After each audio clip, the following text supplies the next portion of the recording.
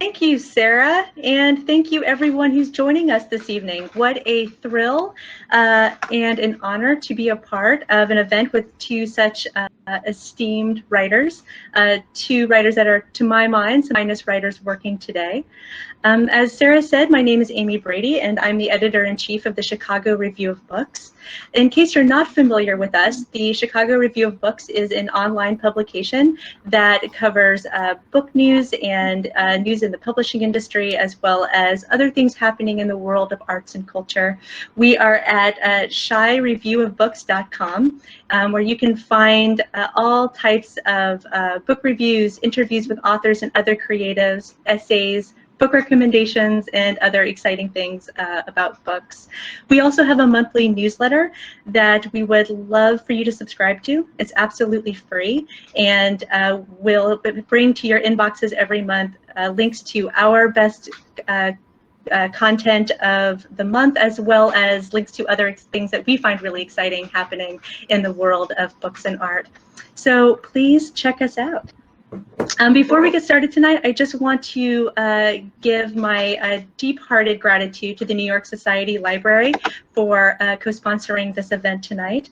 I have done multiple events with the New York Society Library before, and Sarah and her team are bar none when it comes to professionalism and talent for putting on these types of events. This is the first virtual event that I've done with the New York Society Library, and it also has just been going beautifully, and I hope that you all think the same. So a quick word on the format tonight. Both of our novelists are going to read some selections from their books, and then the three of us will have a conversation about those books and whatever else is on their minds. Knowing both of them, I'm sure our conversation will be wide-reaching and absolutely fascinating. And then we should have a few minutes at the end of the evening for those of you attending to ask some questions as well.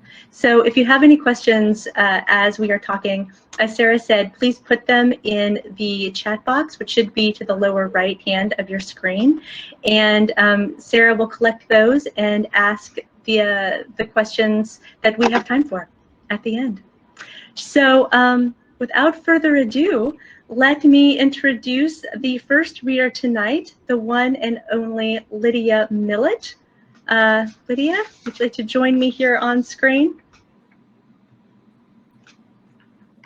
And while we're waiting for her, let me give her the introduction that she so deserves. Lydia Millet, as I'm sure all of you know, is an American novelist and conservationist. Her third novel, My Happy Life, won the 2003 Penn Center USA Award for Fiction, and she's been a finalist for the Pulitzer Prize as well as a Guggenheim Fellow, among many other honors. Laura Miller of Salem has described Millet's writing as, quote, always flawlessly beautiful, very true, reaching for an experience that precedes language itself, end quote. Millet has written books and stories that range from the philosophical to the satirical on matters including the inventors of the atom bomb, political culture under George H.W. Bush, the discovery of mermaids in a coral reef, and the crises of extinction and climate change. Her most recent novel is This Gorgeous Specimen, a children's Bible, and she, I believe, will be reading from it now. So Lydia, please take it away.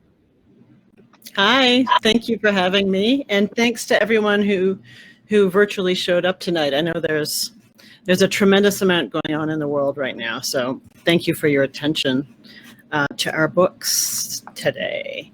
So I'm just going to read from the first chapter of this book. I'll just read 5 or 6 pages, and to give you a bit of a context, the novel is about a group of teenagers and younger children who are pretty much sequestered with their large group of parents in a country house the parents have rented for the summer, and have been forced to surrender their devices such as cell phones and all form of electronics, and are kind of, for the first time, getting to know each other, having been forced together. And they're also playing a game because they have great contempt for their parents.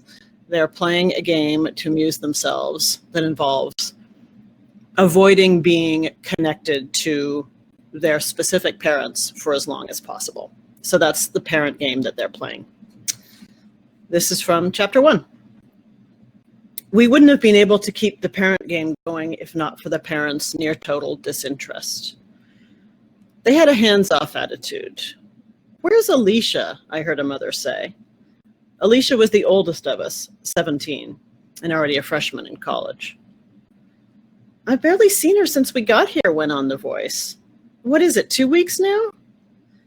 The mother was speaking from the breakfast room out of my field of view. I liked that room a lot, with its long oaken table and glass walls on 3 sides. You could see the bright sparkle of the lake through the glass walls, and sunlight shifted through the moving branches of an ancient willow that shaded the house. But the room was teeming with parents every morning. We couldn't use it. I tried for a voice ID, but when I edged into the doorway, the conversation had turned to other matters. War in the news. A friend's tragic abortion. Alicia had gone AWOL to the nearest town, hitching a ride from a yard man. The town was a gas station, a drugstore that was rarely open, and a dive bar, but she had a boyfriend there, some decades older than she was.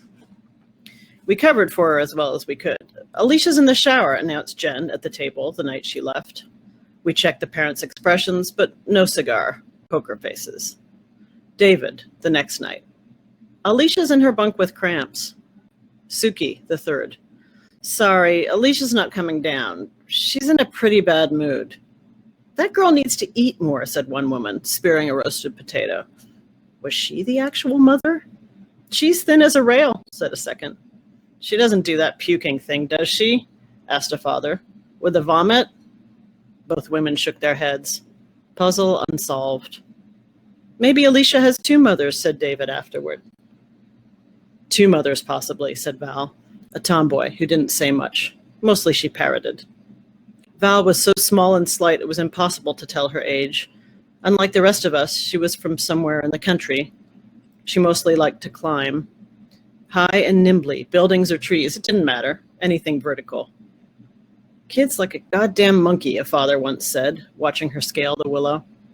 A group of parents were drinking on the porch. "A gibbon," said another, "or Barbary macaque." "White-headed capuchin," offered a third guy. "A pygmy marmoset." "Juvenile black snub-nosed." A mother got fed up. "Shut your face," she said. We were strict with the parents. Punitive measures were taken. Thievery, mockery, contamination of food and drink. They didn't notice, and we believed the punishments fit the crimes. Although the worst of those crimes was hard to pin down and therefore hard to punish correctly. The very quality of their being, the essence of their personalities.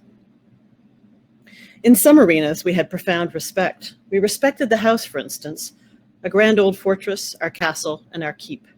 Not its furnishings, though. Several of those we opted to destroy.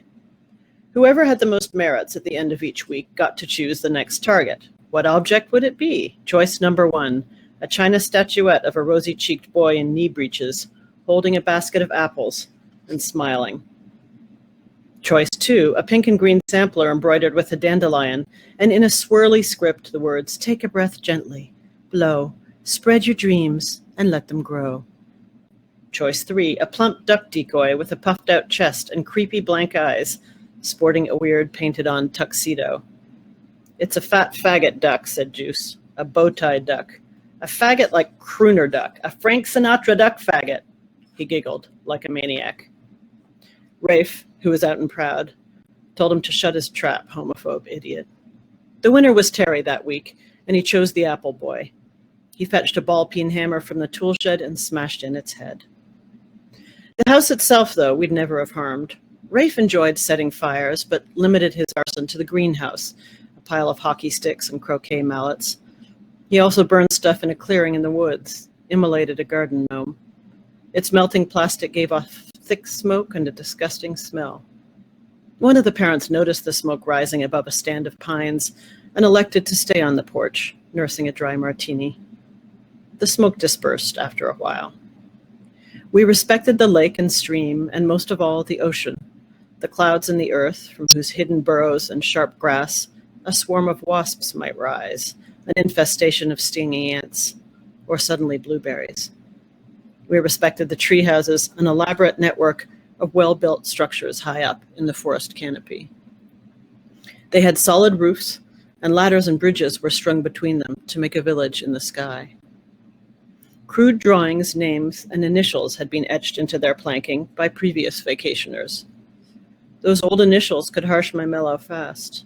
Maybe the offspring of the robber barons themselves had carved them, the scions of the emperors of timber or steel or rail, long since turned into baggy, triple-chinned matrons of the Upper East Side.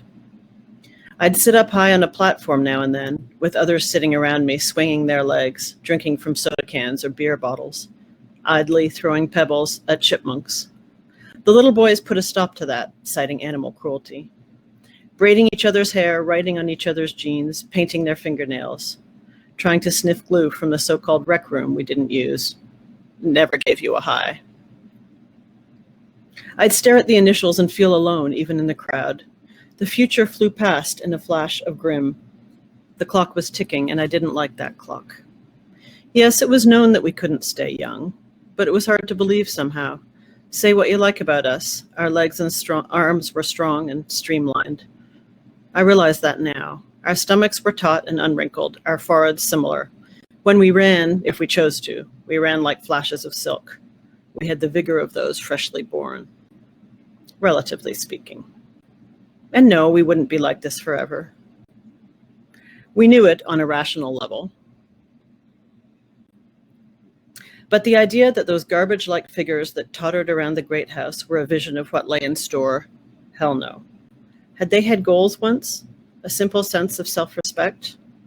They shamed us. They were a cautionary tale. And that's it for now. Thank you.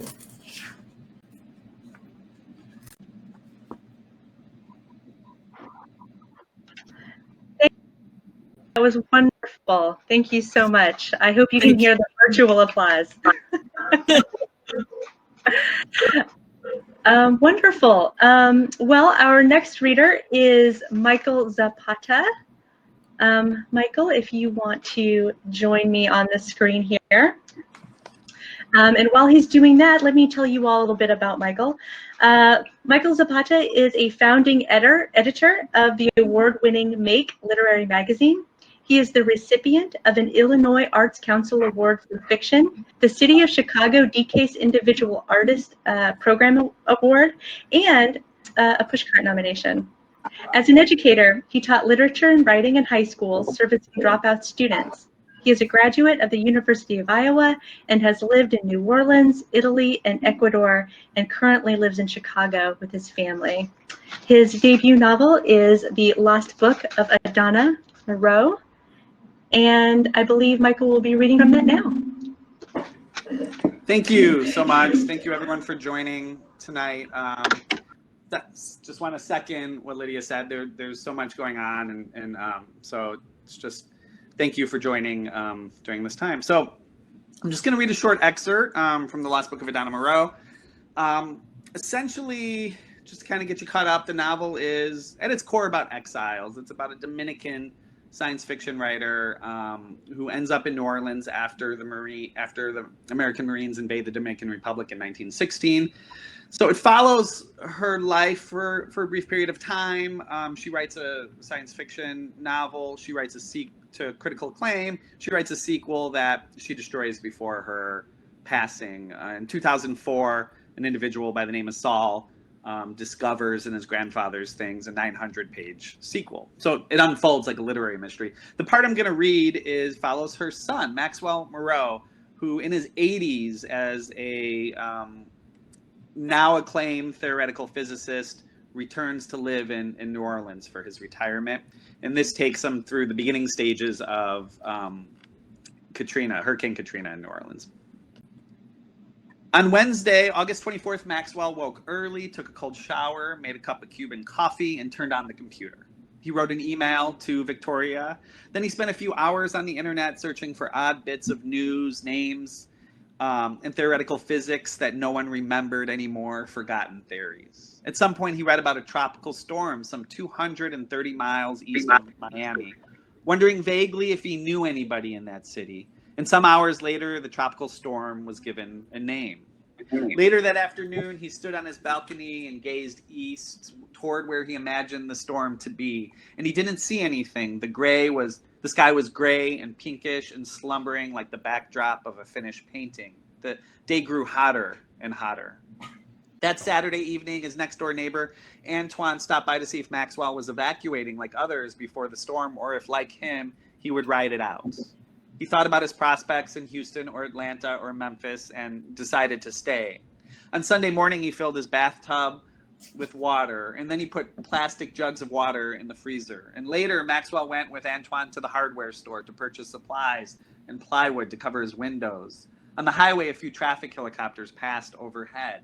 When they reached the Home Depot, it looked to Maxwell like an enormous, frantic launching operation for a spacecraft. And later that evening, after Antoine had boarded up his restaurant with a few employees, he came over to Maxwell's house with a bottle of good whiskey, 2 large crabs, and an andouille sausage of a spicy variety, he told Maxwell, direct from a butcher friend of his in the West Bank. Tonight, he said, I'll do all the cooking. As he cooked, Antoine talked excitedly about the storms of his childhood, about how the green parrots would vanish from the city beforehand, about the sound of rain on tin roofs, about lightning like vast rings of Bengal fire, the streets like shallow Venetian rivers, the green scales and white knife-like teeth of a Nile crocodile head on the fireplace mantle of his family's shotgun house, the deep, sweaty pores of his sister's forehead as she slept fast and hard next to him in bed, oblivious to the wind and the rain and the air charged with a fleeting electric value that prickled his skin and memory. And after dinner, as the rain started to fall and as the wind picked up wastrel speed, Antoine said, "Let me tell you something, traveler." "Sure," said Maxwell. "For the first time in a long time, I feel good, and I can't explain why." For a few seconds, the wind howled and both were silent. Then, "Does that make any sense, traveler?" Yes, said Maxwell. I think it does." "I feel alive," said Antoine.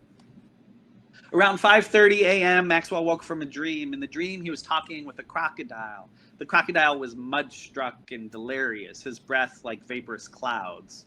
"What happens when galaxies devour each other?" the crocodile asked. After Maxwell woke, the first thing he noticed was that the plywood covering his bedroom window had blown off and that the window had shattered, letting in hot blasts of wind and rain. The house shuddered, breathed in and out, and the roof thundered with water like an army of Tartar horsemen had suddenly gathered there. Across the street, through a sheet of lashing rain, a palm tree was lurching forward at a grotesque 45-degree angle, and he watched as a long length of old white fence tore from the earth and went spinning like a scarf into the darkness. 2 plastic chairs galloped, then lifted off the ground. He heard car windows popping, and at some point all the buildings on the street went dark, and then there were only vague shapes as if a street had been drawn with charcoal. And Maxwell ran downstairs to the first-floor bathroom. He sat on the edge of the porcelain tub, still filled with water, thinking that at any moment he would be sucked out of the house skyward and simply disappear into the all-devouring sound and fury. And later, after the storm had passed just east of the city and after a few hours of much-needed sleep, Maxwell went for a walk.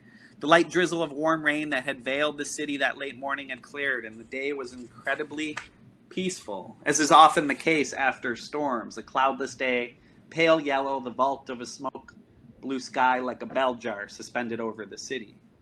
And as he walked first along Canal Street and then along North Cortez Street, he took deep breaths, and the sharp, pleasant smell of 1,000 busted open oak trees hummed through the warren of his sinuses.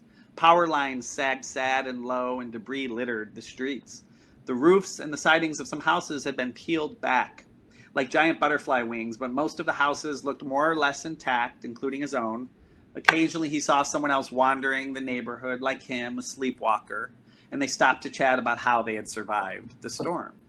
So as the worst of it appeared to be over, he thought of other things as he walked. He thought about the Atacama Desert, about the 11 dimensions of M theory, about the film The Exterminating Angel by Luis Buñuel, a psychological horror film he had first seen in 1981, 15 years after its release, 6 years after Franco's death in a small theater in Madrid.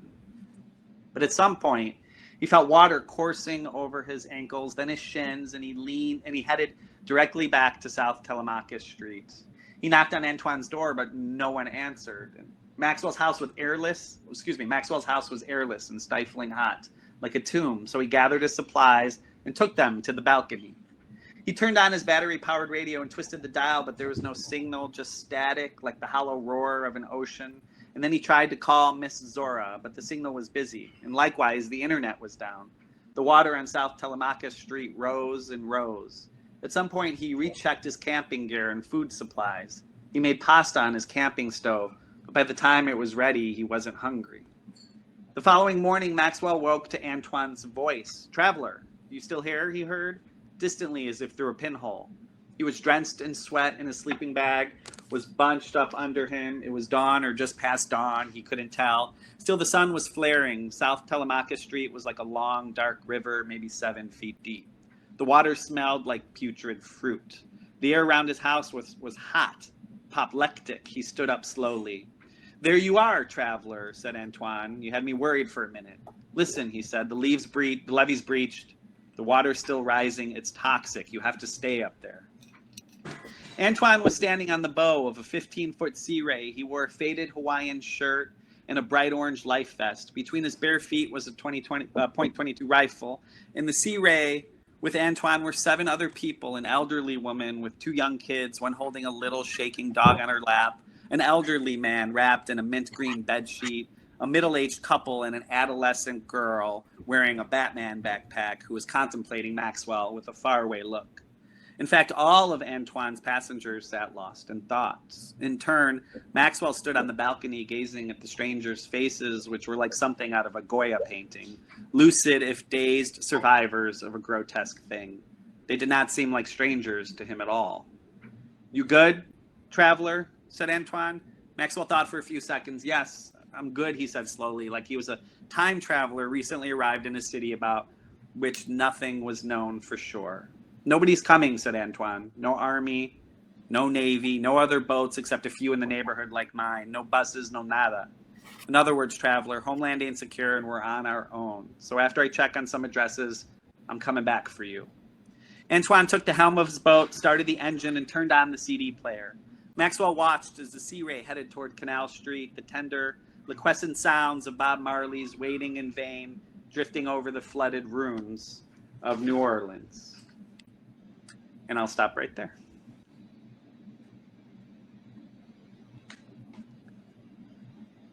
Thank you, everyone.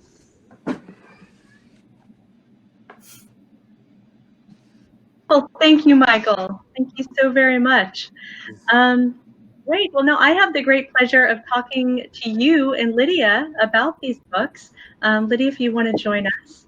And as we're having a conversation, I just want to remind everyone who's attending tonight to please put your own questions in the chat box, and we will get to as many as we have time for at the end of this.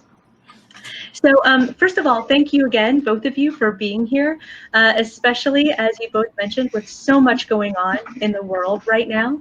I have to say, though, that one of the reasons why I was so excited for this event, beyond just speaking with the both of you, is that both of your books in many ways speak to the much wider world and a lot of what's going on. And one of the issues that I think that both of those books speak to either directly or thematically is the issue of climate change and how it's affecting literally everything else that we hold dear on planet Earth. So before we talk about your book specifically, I was wondering if the both of you could talk just a little bit about what first drew you to the issue of climate change and why you decided to speak about it in your fiction. Michael, do you want to go first? Sure. For me, I think just personally as a teacher, as a writer, I had been coming to New Orleans for most of my life since I've been 19, 2 or 3 times a year. And it was around the time I had started a literary magazine when Hurricane Katrina happened, and I spent some time directly after Hurricane Katrina interviewing activists and journalists and people who were returning. It seemed to me, not only as some people will say, like a canary in a coal mine, as far as North Americans recognizing that there was going to be sort of catastrophic responses to climate change, but underneath the Bush administration, it also became very apparent that this was disaster capitalism at play. This was what some friends of mine often calls the empire coming home. You know, New Orleans itself was very much under siege, not only by the catastrophic climate change, natural forces, but also sort of the man-made forces of politics and predatory economics. And we have seen that. I'm South, you know, I'm Latino. My father's family is from Ecuador, and a cursory study of Latin American history shows that that has been happening for decades. So those political forces have been happening. So to see those combine, and to be so young, and to see those combine was sort of a, it was catatonically, I think for so many of us, it was a catatonic situation where how are we going to face climate change and simultaneously the political and economic means that make these situations unfold in much worse, in much worse ways. So for me, that was the changing point. So for me,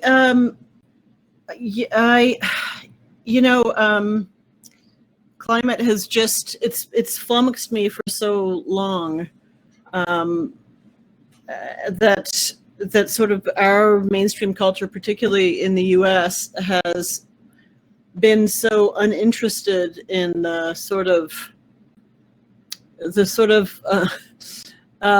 transfiguring terror that the idea of a future under climate change has made me feel, and actually, which I've seen in scientists that I know and work with.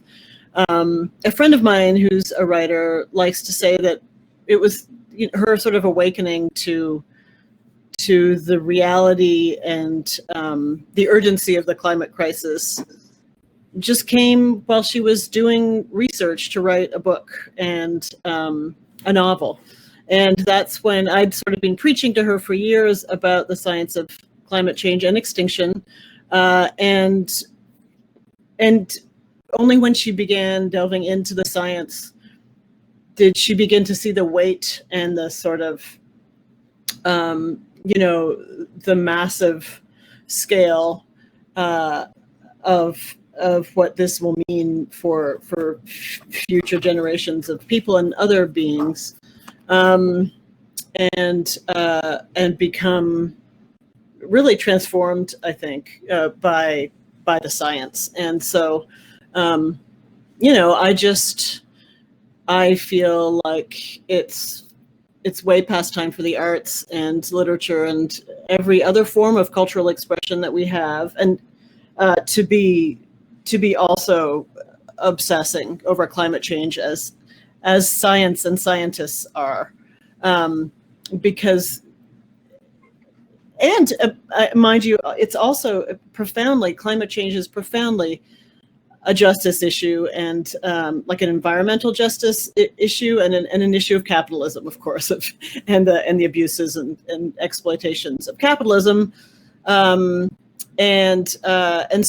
really, the people who are on the front lines of just about everything else terrible that happens in our society are also on the front lines of climate change, as they have been on the front lines of the pandemic, as really they are on the front lines of every war that's fought, and this war, the war of climate and extinction, because I think it is a battle that we're, if not fighting, that we should be fighting, I think is potentially the largest one in scope of any that we ever will have fought, to safeguard the future. And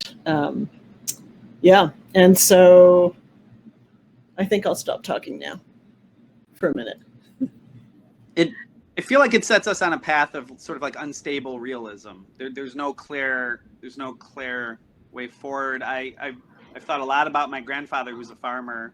He's 101, but he's a farmer his entire life in Ecuador. And, you know, he said something that kind of struck me years ago. He said something that Roberto Bolaño, actually, one of my favorite writers, said, one of how the world changes every 100 feet. And so you have farmers working in the tropics or the Andes who have seen this decades in advance, you know, scientifically, but also sort of in the culture of the world changing so rapidly, and sort of that fear of climate change. And I really agree. I liked what Lydia said, is like, how do we contest with this? And I feel like Americans in particular have a lot of catching up to do with what the rest of the world already knows about predatory militarized capitalism or climate change itself. So right, we seem so profoundly entrenched in sort of the model of market capitalism as the only possible form for American life, and form indeed for human life. We're so brainwashed, really, by the sort of inevitability as we're told to view it, of this model that fails to protect really almost anyone, but a very small cluster of, you know, of the powerful from anything. And you know, much has been written about this, of course. Yeah. Anyway. Lydia, I appreciate both of you talking about how it's taken a while for America to really wake up to the immediate and present danger of the climate crisis. But Lydia, one of the things that I just found so remarkable about your book is that while it does deal directly with the climate crisis, it's told from the point of view of children, of young kids and teenagers. And, you know, I've read so many novels that deal with the climate crisis, but yours is the first that I've read from that perspective. So could you talk a little bit about why you chose to write from the point of view of young people? Yeah, I just wanted to try in my way, as a person who's not young, who's like 51, but who's the parent of people who are 16 and 12 now. I wanted to try to approach the rage of young people that I'm seeing in the world now, which I believe in. It's a rage I think is righteous and long overdue, and I just wanted to write a story about the rage of the young over this abdication of our responsibility to you know, to save the future for them. I think anger is something we should have been feeling for much longer than we have been feeling it. I think anger is really healthy, and I'm overjoyed to see the anger of young climate activists and Extinction Rebellion folks. I mean, and social justice folks. I mean, just everyone who's angry about the things that you know, that inspire anger, and anger that's not based in, you know, hatred or fear, but is actually based in that is the only rational response to some of the circumstances we're facing. You know, not all anger, of course, is created equal. There's also, you know, racist anger or whatever, but there's also righteous anger, and I think that's what I wanted to try to touch on in this novel, because I really sometimes feel myself inhabiting the contempt that younger people feel for this generation that has been so apathetic and smug, and has really failed to ever in a sustained way convince itself that it had responsibility to do anything about anything beyond the prosecution of personal lives, right? That's sort of like what we're told to be content with, just arranging and managing our personal lives. And that's something that I think even some contemporary American fiction is guilty of, sort of reassuring us that the correct subject for fiction and the correct subject for our lives is the individual, not the collective. And beyond that, the personal sort of emotional domestic relationships of the individual. And I think that our literature and our pop culture needs to see, you know, further away than that. Needs to see further into the distance and into the future than just the horizon of our own lives. I just adored the accusatory nature that the young people had towards the older generation. I had taught public high school for 10 years, dropouts in Chicago, so I had brilliant students who were coming to me who not only had the accusations, but fully comprehended the material reasons why. And that was one of the most amazing things as a teacher and a young writer, was a new generation who had that anger, but could identify it in material ways, right? I think I agree with you. The American literature is about the individual. It's the psychological. It's where do my feelings often take me? And there's a place for that, but what are the material consequences that young people and the collective have to respond to? I adored that in the times where they were just making fun of the parents. I was laughing out loud. And I just adored it. But also the ways in which they took over. And I don't want to give anything away, but the ways in which they found responsibility for themselves in response. It was very much, I thought a lot about my students while reading this. As you do become, when you become a parent, or in this case, in this book, actually even just as the older sister of a child, actually there's two relationships like that in this book, right, with siblings, but basically, you know, you become extraordinarily vulnerable, and your power to be rebellious is potentially removed from you if you don't act very aggressively to maintain it, right? So like I always felt when I first had kids, like I remember in my 20s when I lived in New York and sort of dressed and wore like not gothic, but like, you know, faintly more threatening clothing and stylings than I have now. I remember sort of, you know, other adults looking at me in certain ways, certain sort of distrusting ways in, you know, various middle class or kind of bourgeois settings and stuff. And then I found that like as soon as you have small children, you're instantly accepted by all like the middle class people who looked at you funny before. You know, it's like it's as though they know that you cannot commit any radical action anymore. Like cease to regret because you have children, you know. And so I also wanted to riff on that a little in this book. That, you know, I love that. You know, since I became a father, of course, many things happen. One of them being I've become more socialist and more angry. It helps being in Chicago with so much. Yes. So, you know, the long history of socialism here. It helps having friends who are organizers, but the very core of it is wanting a better future for your neighbors and for yourself and process and for your children. For me, that accelerated a lot of my reading and thinking and sort of rebellious, you know, taking on some of the more intellectual foundations of socialism because I have children. Yeah, I mean, I think it should inspire us that way. It should inspire us to fight harder for the things we believe in, and to you know, render the world less cruel, right? It should, but I think that for many people in America, like parenting is almost a badge of middle classness or a badge of it's a sort of like ornament of the status quo or something, and where like because of our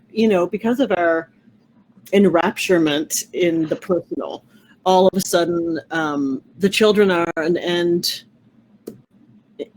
in themselves for people, rather than you know, people viewing, and of course I'm generalizing, you know, absurdly, but instead of the children spurring, you know, their parents on to you know, to fight for the world they live in, that those children are going to inherit, children focus as, you know, an excuse, that basically you know, a rationale or a rationalization for actually the parents' self-removal from politics and from social struggle, you know.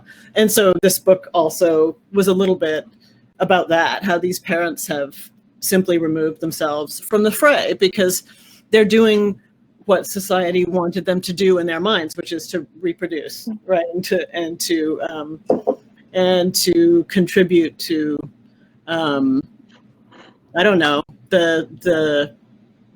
the whole, but simply by reproducing. The idea that, you know, that, and Amy, I think you and I briefly talked about this before, but the idea that, you know, or I talked to you about it, I'm not sure if you were complicit, but the idea that, you know, reproduction alone is somehow, you know, a sacred act or a noble act, I think is one that I wanted to take the piss out of a bit in this novel as well.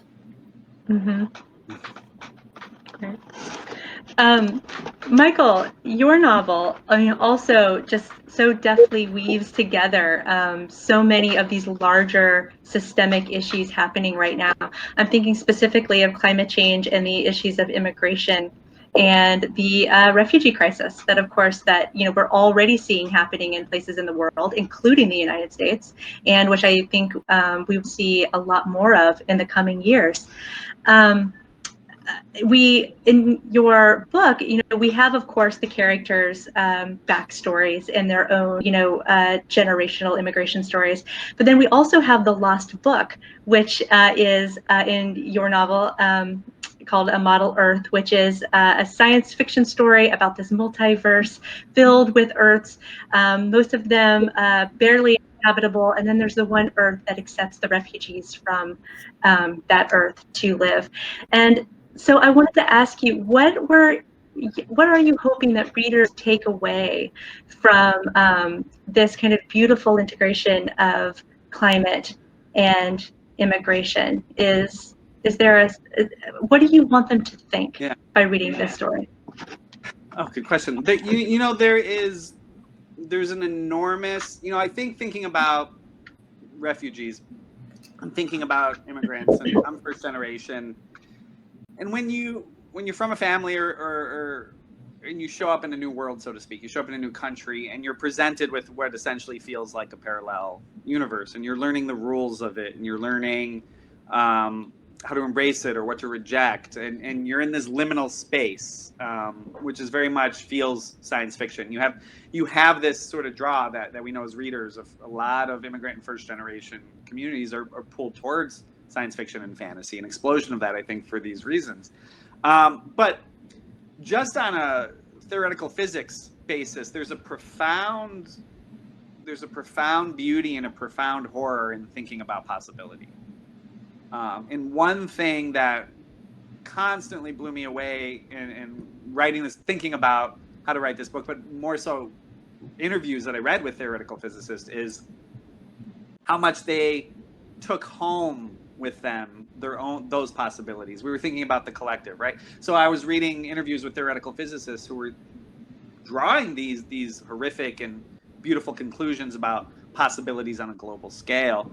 And I thought that dovetailed really well into the immigrant experience, my own lived first generation experience, but also definitely this idea of climate and migrants and refugee change that we're going to see. Is we've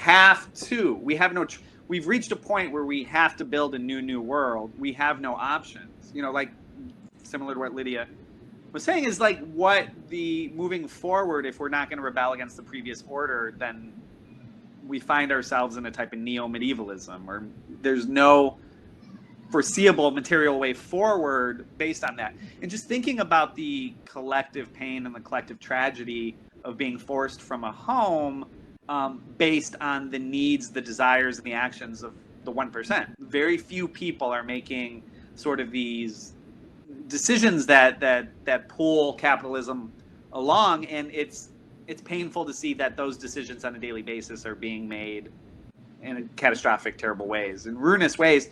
And the consequences, as always, are going to be those with the least and those who have always had to sort of deal with empire. I think, though, in that tragedy is an opportunity to think about possibility. And possibility is more than language, right? Possibility is more than just asking ourselves, what if? But it's seeing a younger generation committing to those possibilities that they see on the periphery more than we can. I'm 40 and just talking to 22, 23-year-olds, the periphery that they see, the lives that they've lived starting around the time of 9/11 up till now, where they're becoming sort of politically mature, is they've lived an entirely different world. So what they're able to envision is catastrophically different. And I think there's an urgency and a necessity, and like I was saying before, like a material way. How we treat refugees under the current administration, well, if that's foreseeable to what's going to happen, then we absolutely have a war. Like Lydia was saying, we have a war, and it's very clearly one against fascism. It's very clearly one against closed borders. And that's something that I think we're aligning with since this pandemic in a way that we might have seen unforeseeable previously. So there's no conclusions I could ever draw about any of this.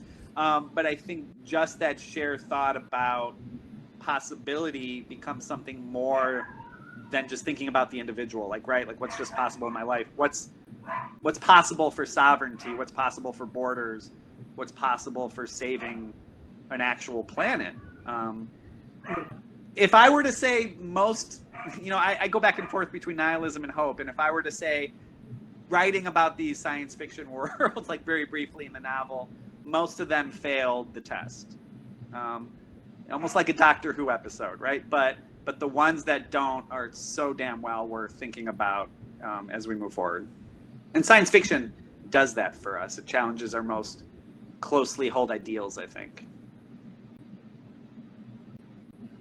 Well, not to put you on the spot, but I will, because my gut feeling is that we have a lot of people tuning in tonight that are big readers. Who are some of your sci-fi go-tos? Who are your favorites?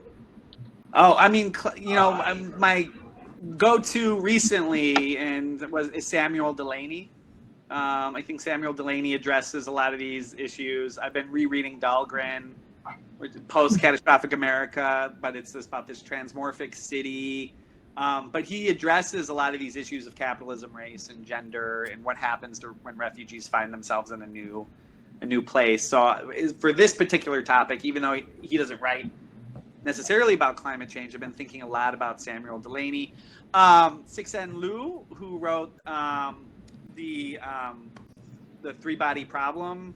I'm saying it wrong, about the three-body problem novels. Yeah, extraordinary, because he's doing just that. He again, Lydia, to come back to what you were saying, he envisions how do we face these catastrophic problems and metaphorical problems, but as a collective. It's a novel about humans discover aliens are coming, but it's going to take 400 years.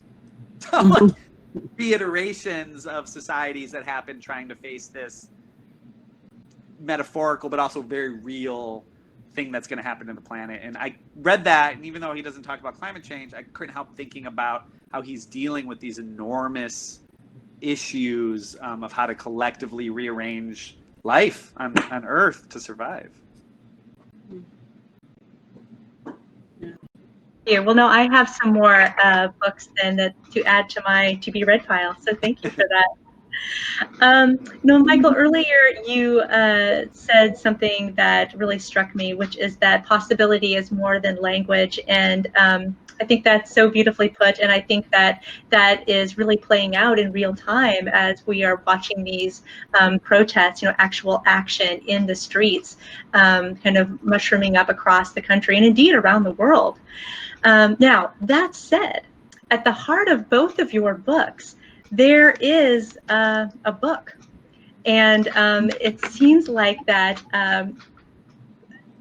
both of your books, it's on some level, are kind of speaking to or celebrating the power of language and narrative to help us to understand what's going on in the world, maybe help us to think a little bit more seriously about the world. I was originally going to ask you guys if you thought that literature has the power to make us think more seriously about these things. But as you're talking now, I think I just kind of want to know, why put a book, at the center of your novels, which are about so many larger important things in the world? How about you go first?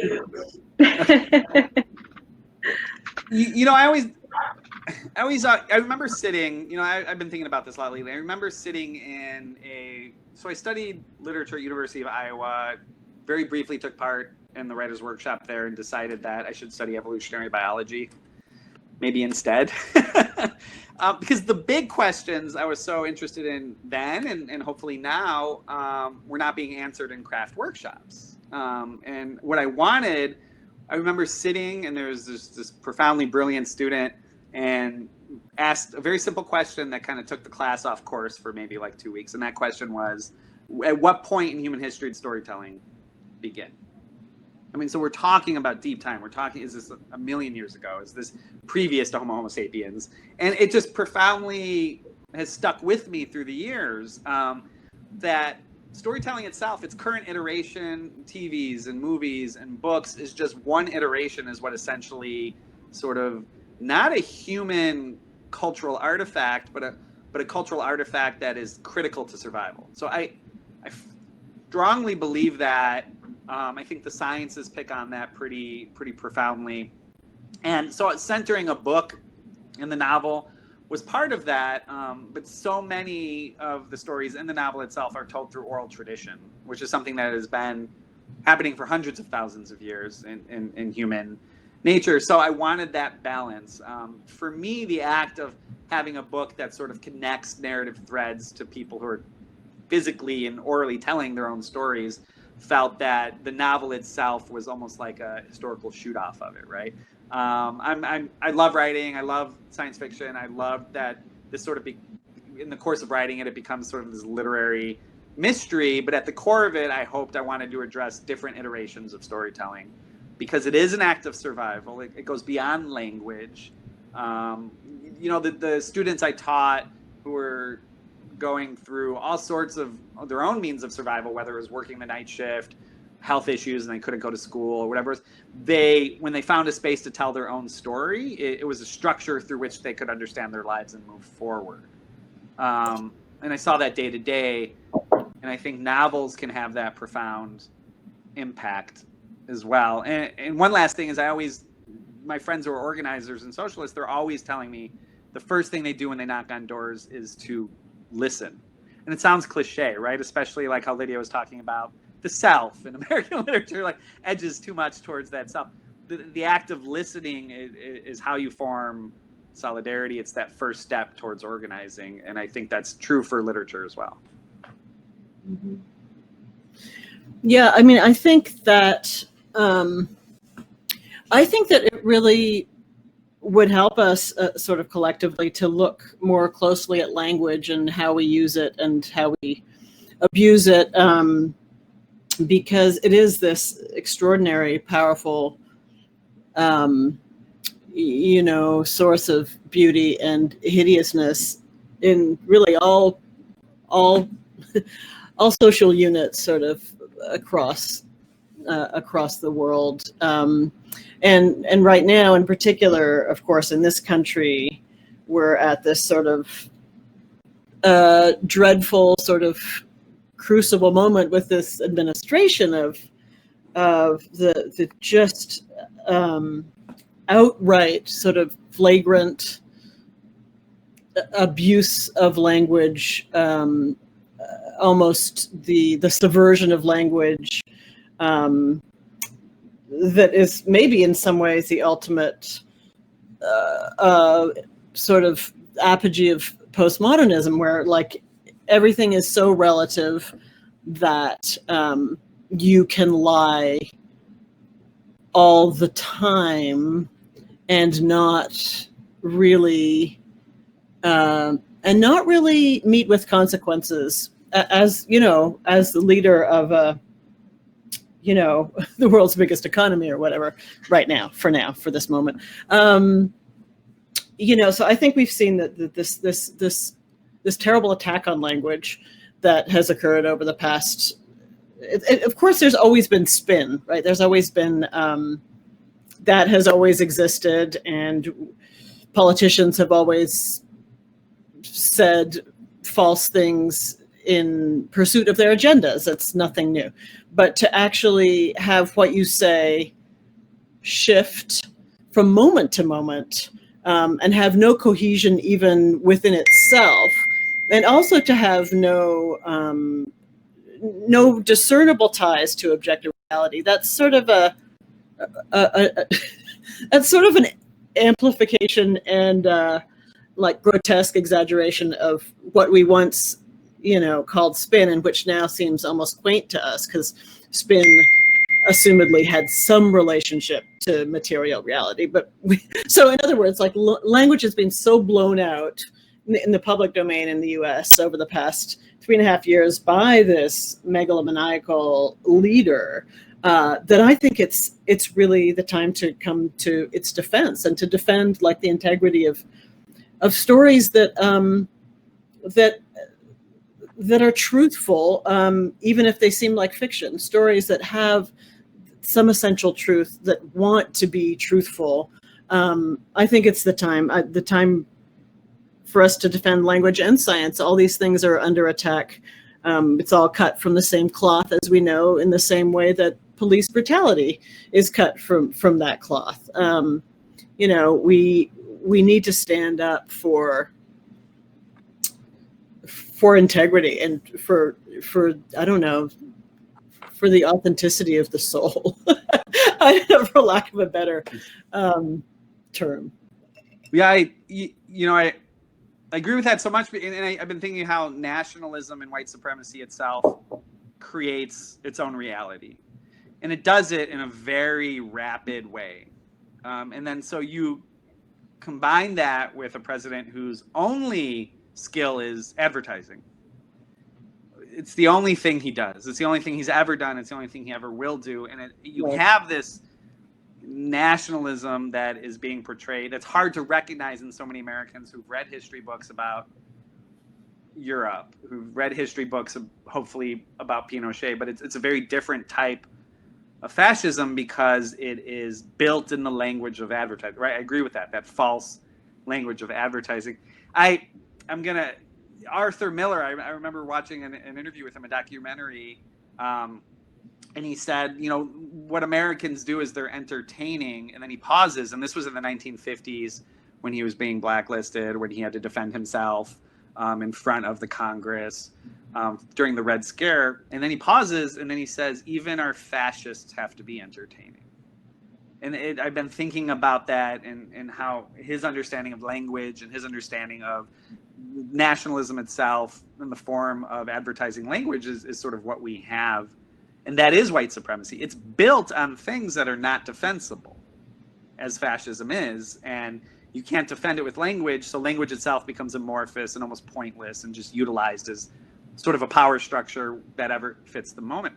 We see the holes in it. And I'm looking at young people. Again, I think we have a more materialist generation who is basically saying, F that. We see the whole, we see the failures of liberalism. We see the failures of, conservatism, and we're going to reject both and move forward. So it's profound to me to think about that, and to think about it in the realm of science fiction as well, how nationalism really creates its own reality, and how are we supposed to combat that. So yeah. So I'm keeping an eye on the time. I could keep talking to you guys all night, and I think that everybody joining us would love to do the same, but I know we all have other things we eventually have to get to. So in the interest of time, I'm going to go ahead and ask if there's anybody who is attending tonight who has questions, to go ahead and put them in the chat box. I know we already have one. This question comes from Julie. Julie asks, how did the process of writing your books change the way you look at climate change today? would you like to take that, Lydia? Oh, sorry, I was like distracted by this thing popping up on my screen. So how did it change? Well, I guess I've written more recently, more directly about climate. I've been writing about extinction for years, and I've done sort of political satire of a form for years. And climate was always difficult because it's so vast and abstract and systemic and so interlinked to everything else that's vast and abstract and systemic, that it was hard to approach in any way that wasn't just dystopian or an imagined nightmare of the future, which isn't exactly what this book is of mine. This book is sort of set in the now. So when I'm just trying to think if it changed the way. I mean, I don't think writing my books actually did change the way I look at climate change. I would say that would be almost like a category error. I don't know, but I have been changed by some of my books. My sort of affect has been changed by some of the books I've written, and like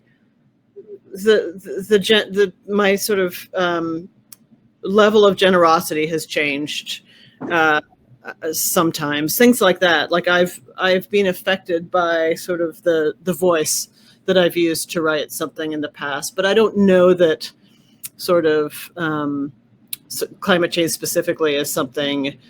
It's been I've read so much about it for so long that nothing I could do about it would really be in a position to change me, if that makes any sense. I don't know.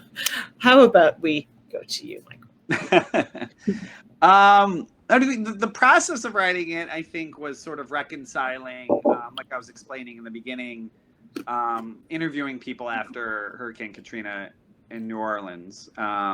And I think revisiting some of those interviews in the process of writing the book years later, not knowing, those interviews never came to fruition for anything until I sat down and wrote this book. So I'm glad I was able to do that and go down there with friend activists and stay. And I've lived in New Orleans as well.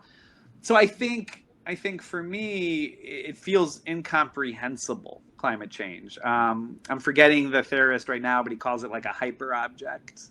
Hyperobjects, Timothy Morton. I think about that a lot, in the sense that it's both in front of our eyes in singular plants, and also almost like indecipherably immense beyond what we could understand. And so those concepts for me have been apparent in science fiction since I've been young, those concepts. So nothing, I don't think, it didn't necessarily change the way I view climate change. But one thing that did change for me in the process of writing this book and going through those interviews was our national response to it. I felt like I was doing much more reading about sort of the political decisions that were being made, what capitalism sees as an opportunity in our disaster is one of the most profoundly heartbreaking things that I think I countered in writing this book and thinking about that, and that we're sort of in it alone. The response to this pandemic only puts a blood-stained underline on that sentiment, is that we're in this alone, and so I think for me what changed was thinking more about what our political response to climate change has been, and it hasn't been pretty.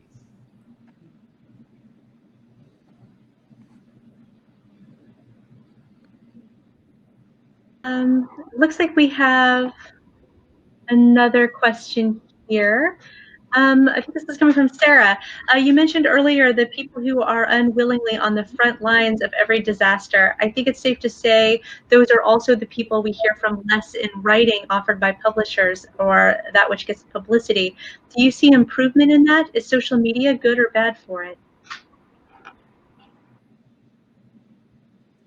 That's a good It's such a good question, and it looks at so many things happening in publishing right now. I think as far as the question of representation, I'm undecided, but while representation can be important, it's not going to get us those voices. I tend to be more materialist in my day-to-day life.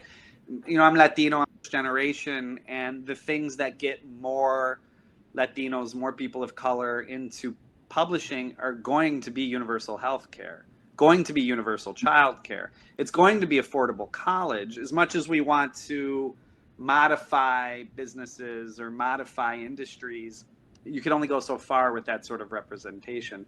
We need a complete, you know, people who are, I think, you know, I published this novel at 40, and I'm wondering, and one of the first things I did was, I taught high school as part of a union. I had a union job, and the thing that made me able to sit down at night and during the summers and write was healthcare, right? was a union job that guaranteed that I didn't have to worry about the next month or the next year. And I felt for the first time in my life, in my 20s, when I first started wanting to become a writer, those were the things that made most sense to me. I had no idea what an agent was at that time. I had no idea what the publishing industry was, but I knew I wanted to be a writer. And so I think we have to, if we want to hear more from those who are on the front lines, then we have to guarantee an equitable life for everybody.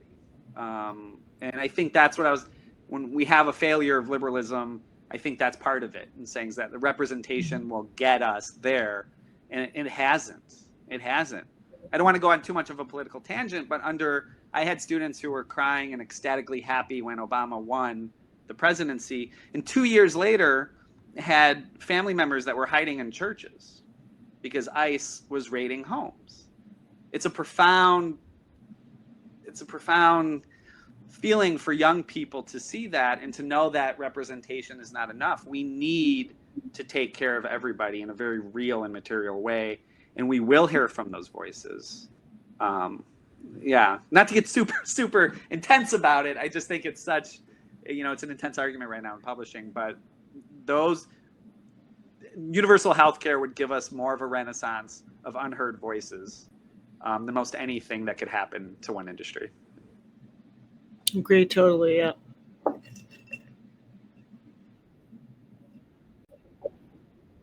Time, Michael, so for that. I think we have time for one more question. This one comes in from Leisha. She's asking, what do you think of how we are collectively experiencing time, both during the Trump news cycle presidency, which we all know is going very quickly, the news cycle that is, the presidency feels like it's lasting a lifetime, as well as 2020 generally with the recent Australian wildfires and COVID-19. What possibilities does this experience of time open up for storytelling or perhaps for political action?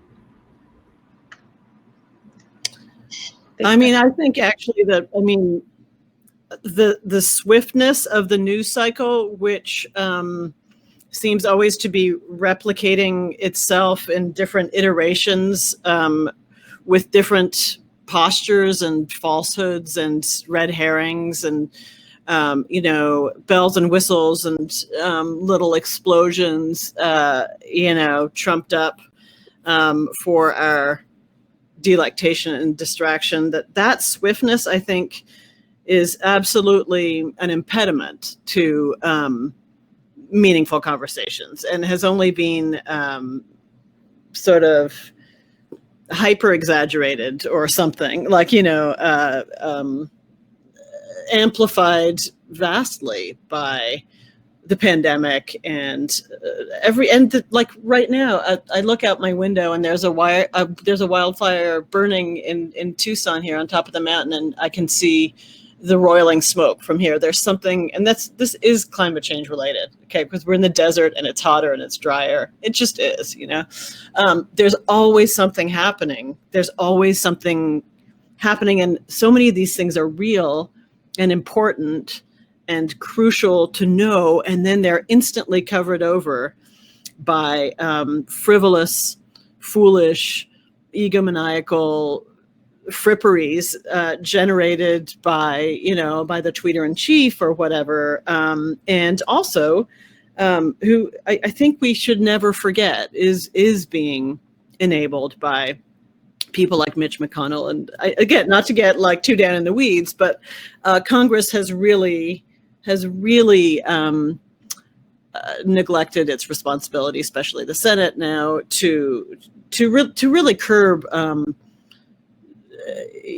unconstitutional and illegal behavior by this person that we elected. So they really are playing a major role as well, much as they do in stopping meaningful action on the climate crisis. And this has set us apart from other industrialized and or rich countries in the world for decades now, how intransigent our specifically GOP leaders in Congress and the industries that they represent have been on climate. I mean, this has real repercussions for all of us and our children and grandchildren. And similarly, really egregious behavior that is kind of, I don't know, fouling our news cycle, has been allowed to just sort of run rampant with no checks and balances that we supposedly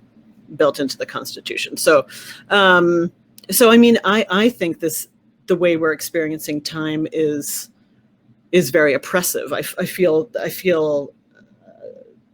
oppressed by it recently, and also panicky at times. I don't know, Michael, maybe you have a different experience. No, I think that is absolutely spot on. I agree with that. And I think that there's concerted effort in industry to sort of fabricate the way we feel time. It makes us jittery. It makes us push the purchase button more. It makes us unable to sustain sort of long-term rebellious thoughts. It's interesting, and it's, I've been watching The Great, which I really love, that show, and there's a scene of the Emperor of Russia who adopts the printing press very briefly and then gets rid of it very quickly when there's people who are printing rebellious things about him, and he's flustered and he doesn't understand what has happened, and he's trying to control it. And of course it's done in a very dark, humorous way. But again, I think it's a parallel to what we're experiencing now, is that this seemingly impossible ability to control information online, to control our own time, has made us all feel like there's unstable, like reality itself is unstable. And I don't think anyone knows where this goes, but it's definitely that sense. I've tried to make it as a writer, as a father. I've tried to make a very strong concerted effort just to slow down and to try to understand the world through my children. And my 3-year-old, who hasn't been he hasn't been ruined by the American sense of time yet, and to enjoy that. And that's powerful, and it's a very simple thing, but I think it lends itself towards the way that people are collectively organizing, and what we ignore in those timelines and what we adopt is sort of another reality. So I agree with you absolutely, Lydia. And if nationalism creates its own reality, for sure, it disrupts our sense of time. Mm-hmm. Yeah. Perfectly put. Well, folks, it is a quarter after, so I think we are out of time. But I want to thank both of you so much for taking the time to speak with me and to share those passages from your books. I want to thank the New York Society Library for being such an incredible sponsor of this event. Thank you, Sarah. You and your team are, as always, wonderful. And of course, I just want to remind everybody who's attending that you can find links to the New York Society Library and the Chicago Review of Books, as well as purchasing links for these 2 novels, which should be on everyone's bookshelves: The Children's Bible by Lydia Millet and The Lost Book of ADANA MOREAU by Michael Zapata. So thank you again. I hope our paths cross again soon, and please take care of yourselves out there. Thank you. Thank you, everyone. Thanks. Thank you, Michael. Thank you, Amy. Thanks for coming, everyone.